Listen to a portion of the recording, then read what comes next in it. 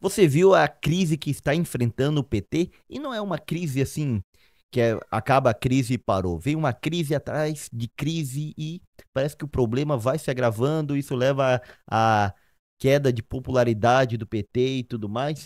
Vamos ver aqui, ó, a carta que foi feita por um simpatizante, podemos dizer até militante do PT, o advogado Cacai, e que deu um reboliço danado, e depois vamos ver o que alguma galera mais à esquerda tá falando ali sobre tudo isso. Ah, mas antes, se você é bolsonarista ou se você é petista, raivoso, animoso, o seu lugar não é aqui. Tem canais de propaganda que defende cada lado, tudo isso daí. Aí você vai lá ver nesse canal, aqui a gente tenta entender, tratar, analisar um pouco da política, sem esses animosidades, sem a falta de respeito e tudo mais. Agora, se você curte e não é desses, vamos lá.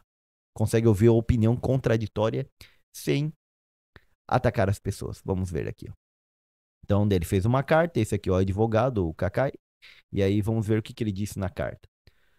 Lula, a esperança da democracia. Até cortar os próprios defeitos pode ser perigoso.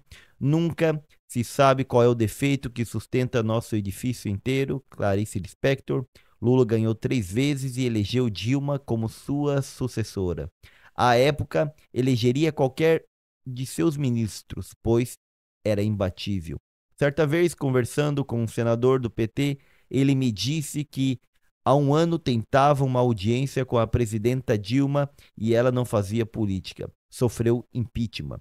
Um dia, no governo, um senador da oposição me liga às 11 da manhã e reclama que tinha assumido há 15 dias. Era suplente e que não havia sido recebido pelo Zé Dirceu,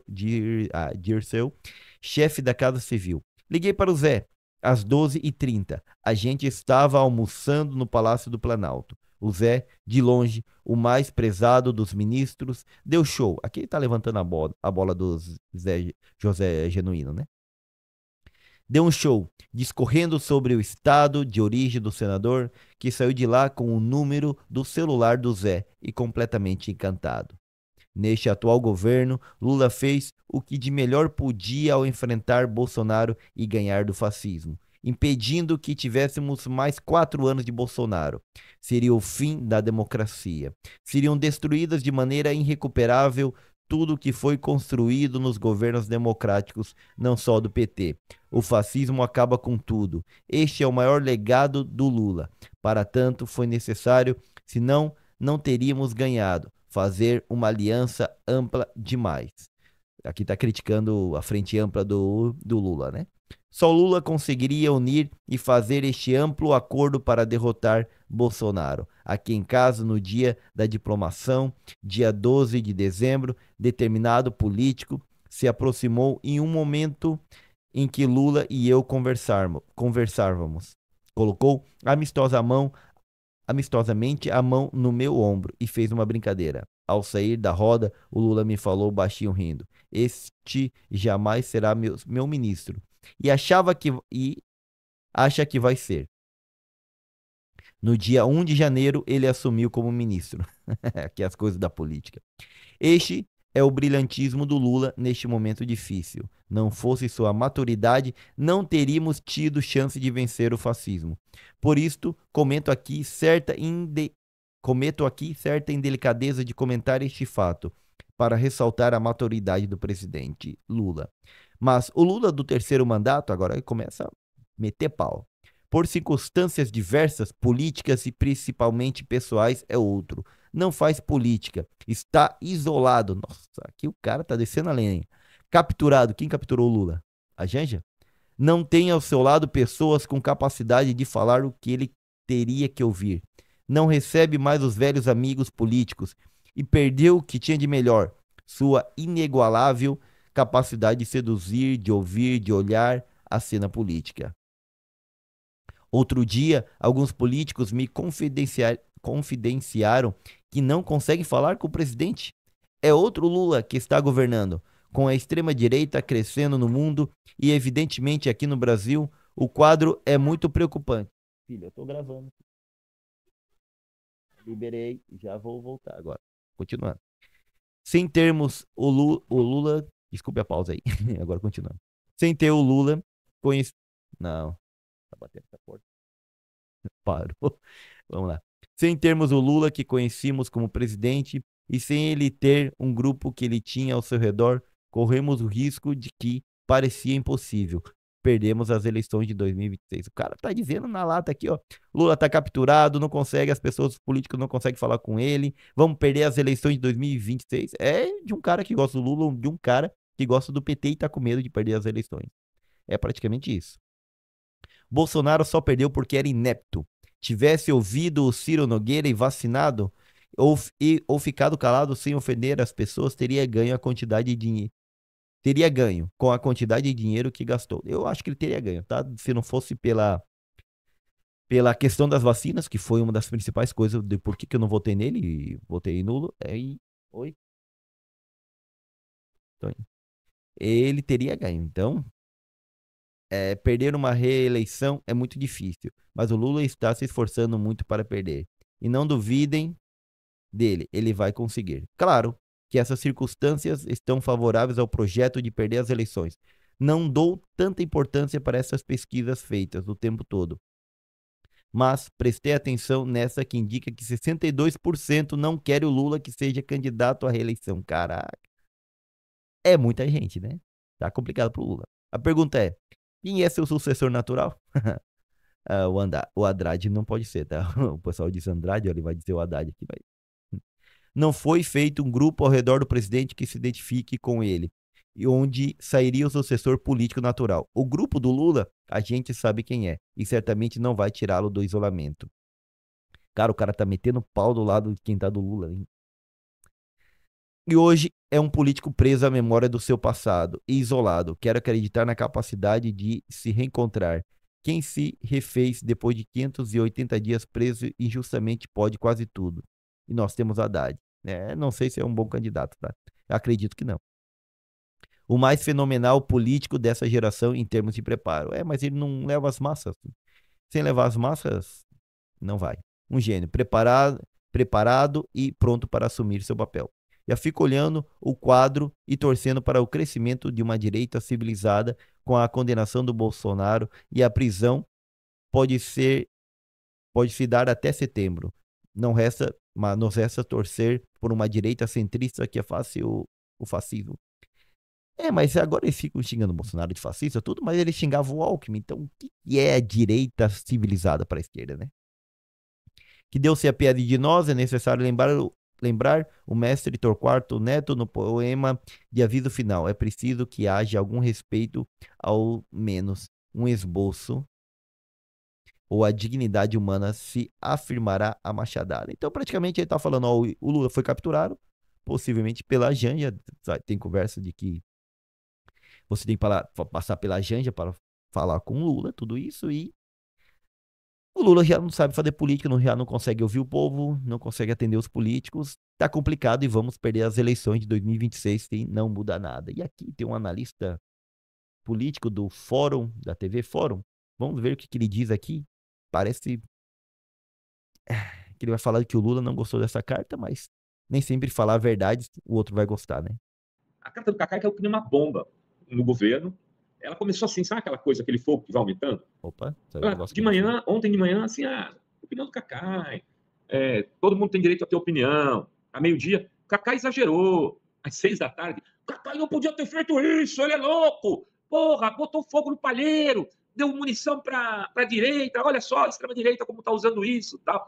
Tanto que o Cacá estava combinado de vir aqui no programa Fórum 11:30 hoje, e ele acabou, estou com outro compromisso. Tal. Eu acho que ele mesmo preferiu dar uma recuada para não tratar mais desse assunto por um tempo, para ver se as coisas amenizam. Ele foi em outros canais e teria dito, olha, eu votei no Lula e vou continuar votando, não tem nada disso, não sou contra, tal.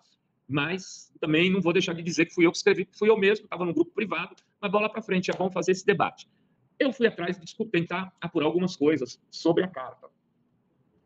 E uma das pessoas muito influentes aí, bastante uma raposa felpuda da política brasileira, me diz, olha, Rovai, eu tendo a achar que tem um sujeito oculto essa carta.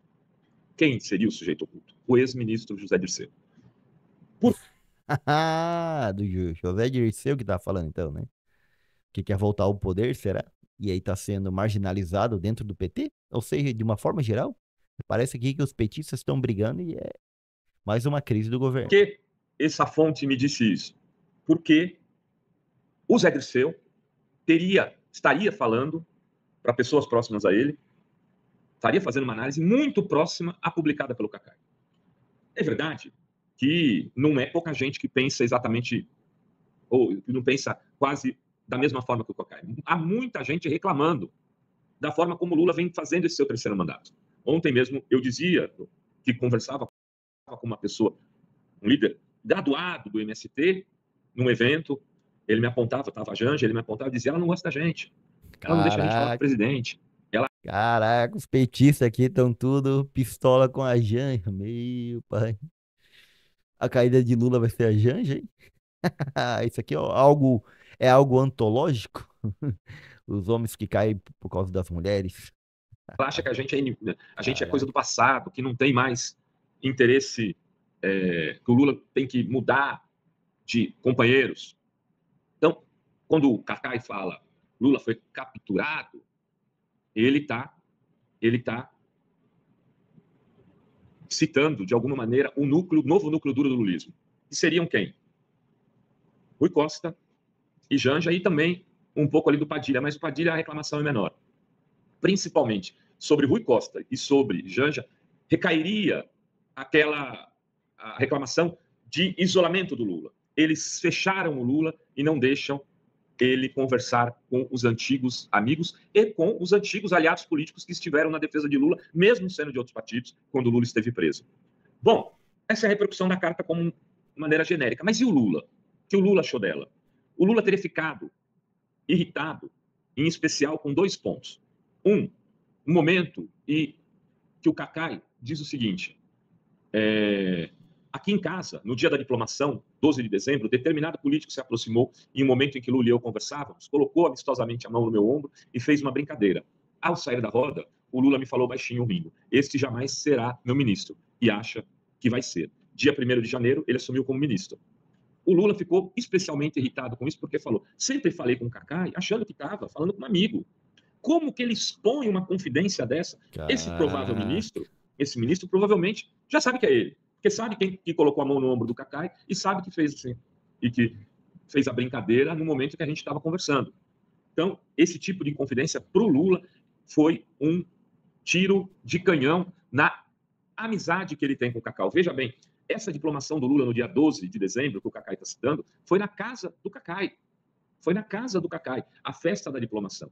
Então, a relação Lula e Cacai... Ou seja, a esquerda tá brigando, o PT tá brigando, tá em crise. A esquerda tá em crise. Ela sai de uma crise para entrar em outra. E aqui vamos ver o que diz, ó. Admiro a paciência do Lula para ter que aguentar tantas traições, tantas patifarias e ataques de tudo que é lado. Esse aqui é um canal de esquerda, né? Vamos ver o que o pessoal da esquerda tá dizendo. Eu fiquei indignado com a carta do Cacai. Já tem muita gente querendo derrubar Lula. Fogo, amigo é demais. Não é hora de discórdia entre progressistas. Vamos trabalhar, gente, bola para frente para proteger a nossa democracia. Gente, bora valorizar o esforço do Lula, que defendeu a democracia. Cacai perdeu uma boa oportunidade de conversar em privado. A amizade verdadeira precisa ser preservada. Esta carta veio em péssima hora. Neste momento, o presidente precisa de todo apoio. Eu penso que todos podem se expressar, mas acho indigno o ministro não ter coragem de dizer o que pensa ao presidente e sair chorando lá fora. Se o ministro queria ter assinado e não assinou, não tem coragem de falar a Lula ou puxar o saco, ou puxar o carro. Desse tipo, Lula tem que ser blindado tudo. Amigo que é amigo, fala diretamente a verdade sem holofotes.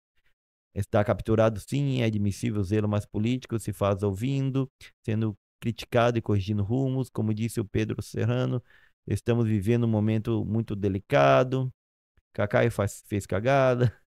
Estou decepcionado com o Cacai. A galera petista aqui dando de pau, realmente. Ninguém concordou com o Cacai. Eu acho que o Cacai tem razão, hein? E aí, o que vocês acham? Eu acho que o PT enfrenta a crise e pode ser que o Lula vai perder, hein? É aquele negócio, né? O Mano Brown disse que eles perderam as duas, perderam a base, ninguém quis ouvir. E parece que tá perdendo cada vez mais. Diga aí o que você acha de forma respeitosamente, para mim não precisar te bloquear, nem te ocultar do canal. Por isso eu peço que comente de forma respeitosa. Sou Santiago Pinhoso, de algum lugar de algum local do sul do país.